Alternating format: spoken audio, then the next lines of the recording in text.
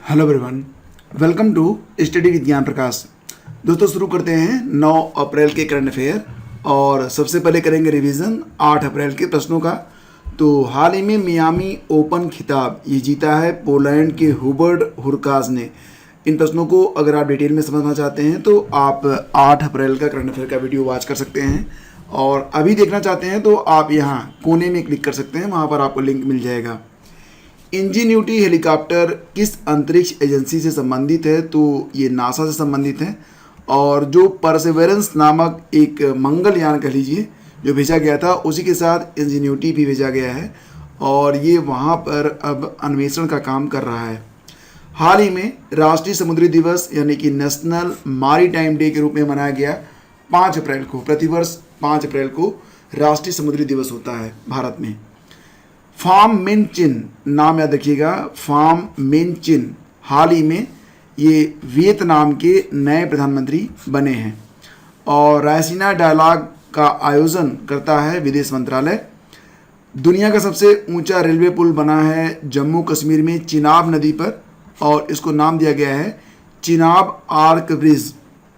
NDRF national disaster response force ये जो है गृह मंत्रालय के अधीन काम करता है।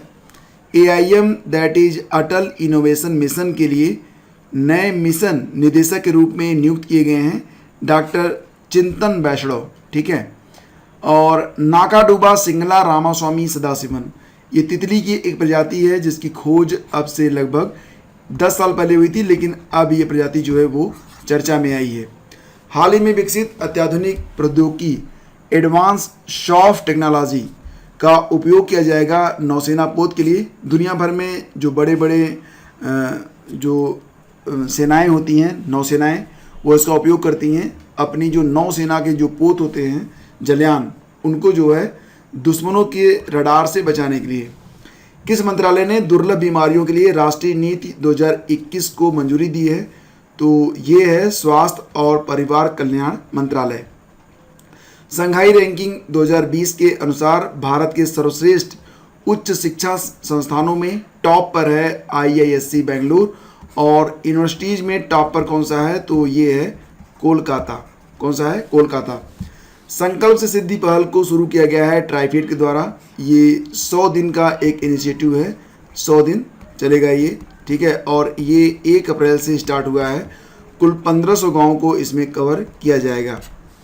कोरोना टीकाकरण को प्रोत्साहित करने के लिए एक योजना चलाई गई है, अनूठी उपहार योजना। तो ये अनूठी उपहार योजना जो है ये शुरू किया गया है उत्तर प्रदेश में। और अभी हाल ही में अंतर्राष्ट्रीय अंतरात्मा दिवस ये मनाया गया है 5 अप्रैल को। अब शुरू करते हैं आज के प्रश्न। तो पहला क्वेश्चन लेते हैं, हाल ही में किस मंत्रालय ने एकीकृत स्वास्थ्य सूचना मंच यानी कि इंटीग्रेटेड हेल्थ इंफॉर्मेशन प्लेटफॉर्म को शुरू किया है? ठीक है, तो IHIP को स्टार्ट किया गया है किसके द्वारा? तो सही जवाब होगा इसका ऑप्शन सी, यानी कि स्वास्थ्य और परिवार कल्याण मंत्रालय के द्वारा। स्वास्थ्य और परिवार कल्याण मंत्री कौन है? ये हैं डॉक्टर हर्षवर्धन। तो केंद्रीय स्वास्थ्य मंत्री डॉक्टर हर्षवर्धन ने हाल ही में एकीकृत स्वास्थ्य सूचना मंच इंटीग्रेटेड हेल्थ इंफॉर्मेशन प्लेटफॉर्म का शुभारंभ किया है। स्वास्थ्य मंत्रालय के अनुसार भारत ऐसा उन्नत निगरानी प्रणाली अपनाने वाला पहला देश बना है। और यहाँ पर जो मुख्य बिंदु हैं उसको भी देख लीजिए आप लोग। एकीकृत स्वास्थ्य सूचना प्लेटफॉर्म एकीकृत रोग निगरानी कार्यक्रम यानी कि इंटीग्रेटेड डिजीज सर्विलांस प्रोग्राम के तहत संचालित होगा। एकीकृत रोग निगरानी कार्यक्रम स्वास्थ्य और परिवार कल्याण मंत्रालय के तहत संचालित होगा। इस प्लेटफॉर्म का उद्देश्य देश में रोग निगरानी को मजबूत करना है। इस प्लेटफॉर्म की प्रमुख विशेषताएं क्या हैं? इसका एक मोबाइल एप्लीकेशन आएगा जिसके माध्यम से आप रियल टाइम डेटा रिपोर्टिंग कर सकेंगे, और स्वास्थ्य सुविधाओं की जियो टैगिंग भी इसमें संभव होगी। जैसे कि अगर किसी को कोई विशेष बीमारी है तो वो बता सकता है कि वो देश के किस हिस्से से आता है। तो इस प्लेटफॉर्म का उद्देश्य बेहतर देखभाल प्रदान करना और गोपनीय स्वास्थ्य डेटा को बनाए रखना है। एकीकृत रोग निगरानी कार्यक्रम यानी कि इंटीग्रेटेड डिजीज सर्विलांस प्रोग्राम, इसको IDSP कहते हैं। इसको 2004 में स्टार्ट किया गया था। इस कार्यक्रम को विश्व बैंक के द्वारा सहायता प्रदान की जाती है। इस कार्यक्रम का मुख्य उद्देश्य बीमारी के प्रकोपों का शीघ्रता से पता लगाना और उस पर रिस्पॉन्स करना है। और एक बात और याद रखना कि पहले इसमें कुल 18 बीमारियों को शामिल किया गया था, लेकिन अब इसमें जो है 33 बीमारियों को जगह दी गई है। यानी कि जो ये बीमारियां होंगी उसको आप देख सकेंगे और उसके मुताबिक आप अपने स्वास्थ्य की देखभाल भी कर सकेंगे। हाल ही में विश्व स्वास्थ्य दिवस वर्ल्ड हेल्थ डे मनाया गया 7 अप्रैल को। जैसा कि आप जानते हैं विश्व स्वास्थ्य संगठन WHO की जो स्थापना हुई थी, ये कब हुई थी? तो WHO की स्थापना हुई थी 7 अप्रैल 1948 को। तो विश्व स्वास्थ्य संगठन को WHO के नाम से जाना जाता है। इसका मुख्य कार्य विश्व में स्वास्थ्य समस्याओं पर नज़र रखना और उसके निवारण में मदद करना है। विश्व स्वास्थ्य दिवस मनाने की शुरुआत 1950 से हुई थी। इसी वर्ष WHO की पहली विश्व स्वास्थ्य सभा भी हुई थी, यानी कि 1948 में WHO की स्थापना हुई थी और इसके बाद 1950 से 7 अप्रैल को विश्व स्वास्थ्य दिवस के रूप में मनाया जाता है। ठीक है, और यहाँ पर आपको बता दें कि 2021 की जो थीम है, ये याद रखना आप, 2021 की थीम है एक निष्पक्ष और स्वस्थ दुनिया का निर्माण, बिल्डिंग ए फेयरर हेल्दियर वर्ल्ड। ये थीम है और थीम काफ़ी इम्पॉर्टेंट होती है। ठीक है, एग्ज़ाम के पर्सपेक्टिव से आगे बढ़ते हैं और क्वेश्चन होगा कि हाल ही में रूस के राष्ट्रपति व्लादिमीर पुतिन ने ऐसे कानून बनाए हैं जिसके तहत अब वो किस वर्ष तक सत्ता में बने रहेंगे। तो बिल्कुल चाइना की तरह अब रूस के राष्ट्रपति व्लादिमीर पुतिन ने भी एक ऐसा कानून बनाया है जिसके तहत वो 2036 तक अपने राजनीतिक पद पर बने रहेंगे। तो ऑप्शन डी इसका बिल्कुल सही है। और जैसा कि आप जानते हैं कि रूस का जो संविधान है उसमें अनुच्छेद 81 के अनुसार क्या है कि कोई भी व्यक्ति 2 बार से अधिक जो है राष्ट्रपति नहीं रह सकता। तो यहाँ पर क्योंकि ये 2 बार से मतलब 2 बार तो रह ही चुके हैं, तो अब इनको जो सत्ता में रहना था तो एक नया कानून उन्होंने बना दिया है। तो इस कानून के अंतर्गत क्या होगा कि अब वो 2036 तक जो है सत्ता में बने रहेंगे। हाल ही में किचन गार्डनिंग के लिए और बहुत ही छोटे किस्म का एक आम का जो पेड़ है वो विकसित किया गया है। एक किसान है जिनका नाम है श्री कृष्ण सुमन।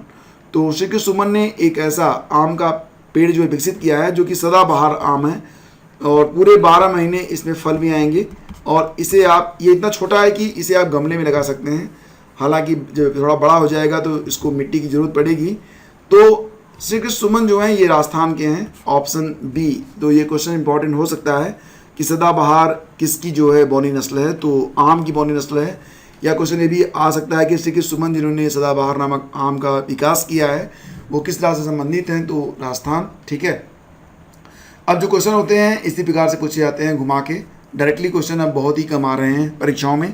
राजस्थान के कोटा निवासी किसान श्री कृष्ण सुमन ने आम की बौनी नस्ल सदाबहार को विकसित किया है और इसे जो है NIF के द्वारा, यानी कि NIF भारत के द्वारा प्रमाणिकता भी प्रदान कर दी गई है।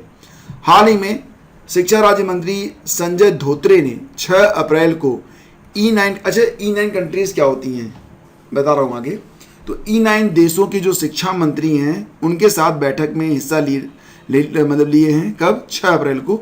तो E9 देशों को किसके पहल पर बनाया गया? अब यहाँ पर जो E है, E जो है E स्टैंड फॉर एजुकेशन, ठीक है, and 9 E stand for 9 countries. तो इसको जो बनाया गया था यूनेस्को की पहल पर, ऑप्शन बी इसका बिल्कुल सही है। तो ये जो 9 देश हैं उसमें ब्राज़ील, बांग्लादेश, चीन, मिस्र, इंडोनेशिया, भारत, पाकिस्तान, मैक्सिको और नाइजीरिया हैं। ये हैं E9 कंट्रीज़। तो E9 कंट्रीज़ की जो शिक्षा मंत्री हैं उनकी जो अभी हाल ही में बैठक हुई है और इस बैठक में जो हमारे शिक्षा राज्य मंत्री हैं संजय धोत्रे, उन्होंने पार्टिसिपेट किया है।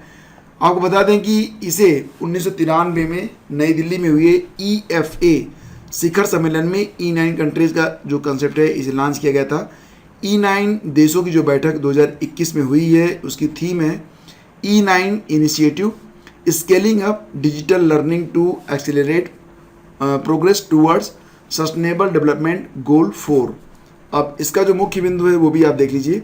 इस बैठक के दौरान जो नेता इसमें भाग लिए वो डिजिटल शिक्षण और कौशल पर एक पहल शुरू करेंगे। यह पहल सीमांत बच्चों और युवाओं को लक्षित करने के लिए है।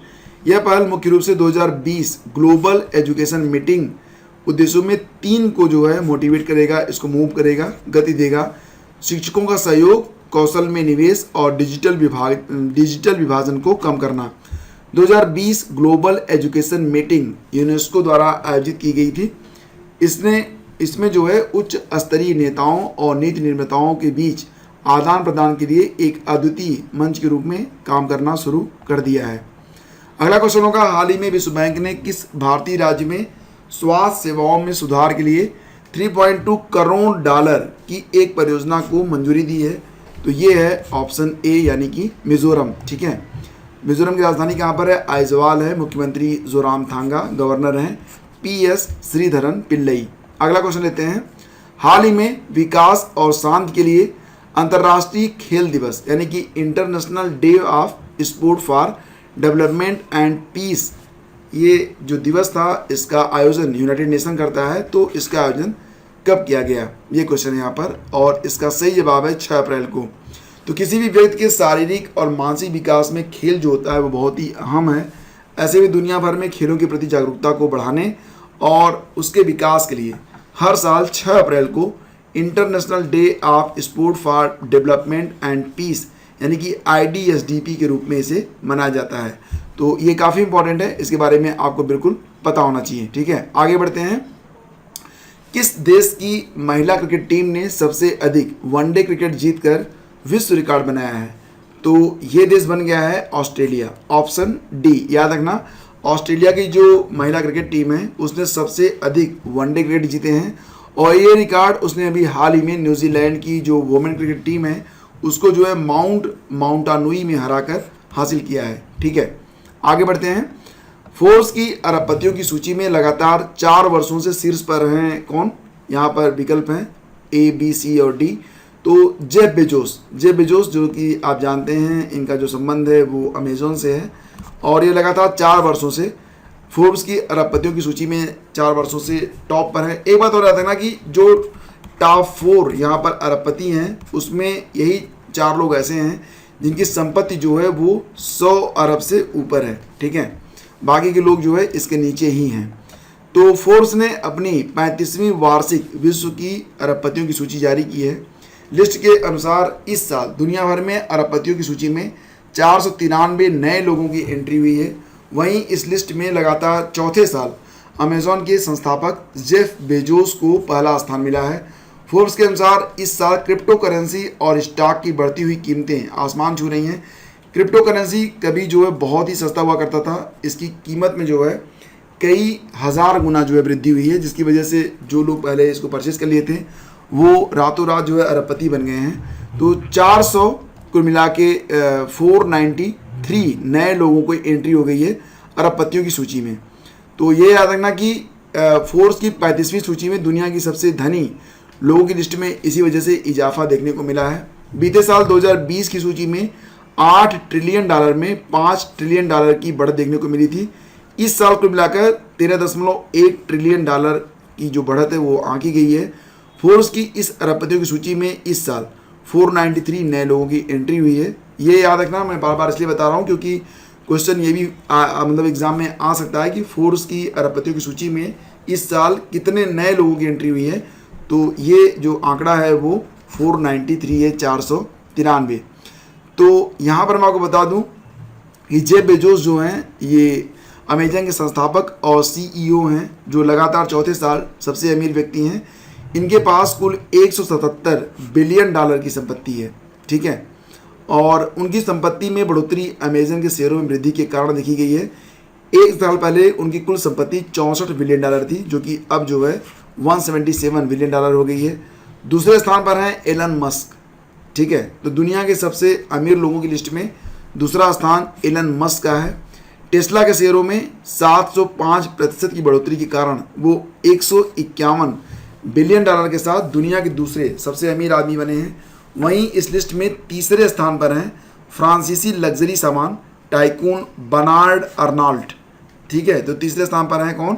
Bernard Arnault. तो LVMH के शेयरों में 86% की वृद्धि के कारण उनकी संपत्ति में लगभग दोगुना उछाल आया है।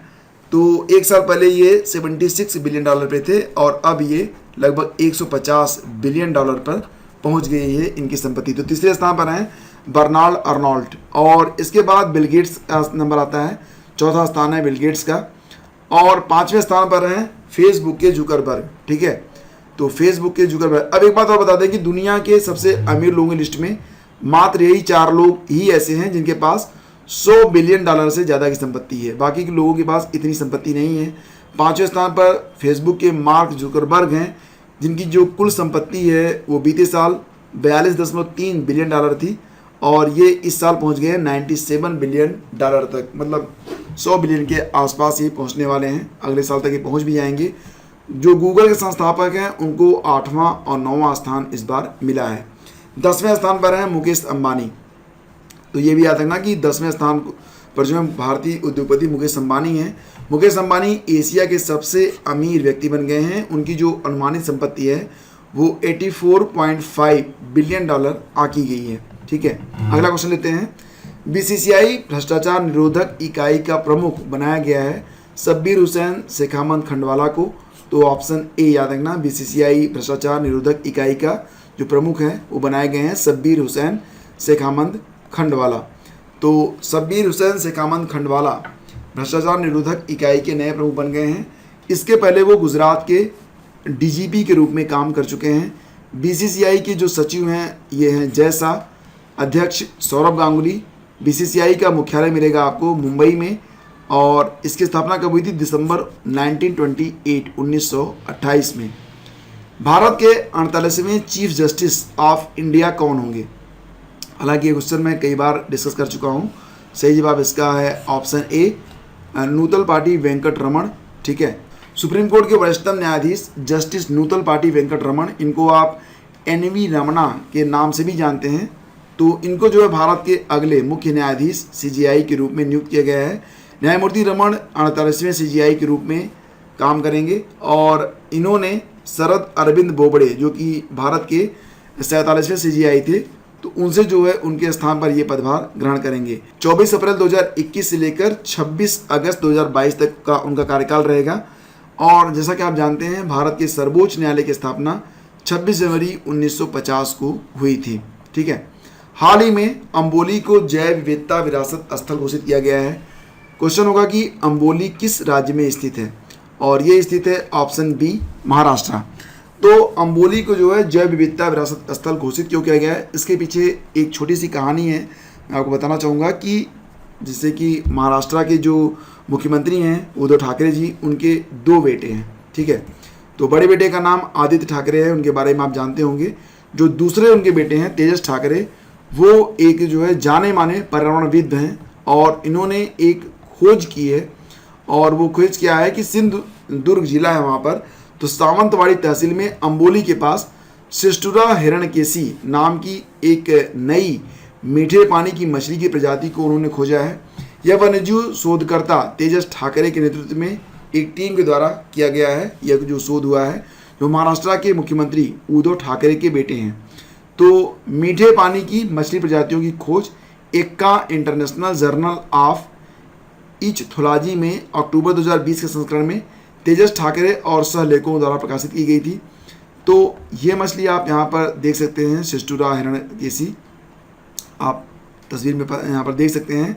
यह एक रंगीन छोटी सी मछली है जो मीठे पानी और जल धाराओं में निवास करती है और यही वजह है कि यहाँ पर जो अम्बोली है, अम्बोली को जो है जैव विविधता विरासत स्थल के रूप में घोषित किया गया है। ठीक है, तो फ्रेंड्स अब बारी है क्वेश्चन नंबर 8 की, जो मैंने आपसे कल पूछा था। क्वेश्चन था कि भारत में एक राज्य में कार्यकारी शक्ति के संदर्भ में निम्नलिखित में कौन सा कथन सही है? राज्य की कार्यकारी शक्ति राज्यपाल में निहित है। दूसरा है राज्य में वास्तविक कार्यकारी प्राधिकरण मंत्रिपरिषद है और राज्य में सभी कार्यकारी निर्णयों को मुख्यमंत्री के नाम पर लिया जाता है। तो विकल्प 1 और 2 सही हैं, यानी कि ऑप्शन ए यहाँ पर सही है।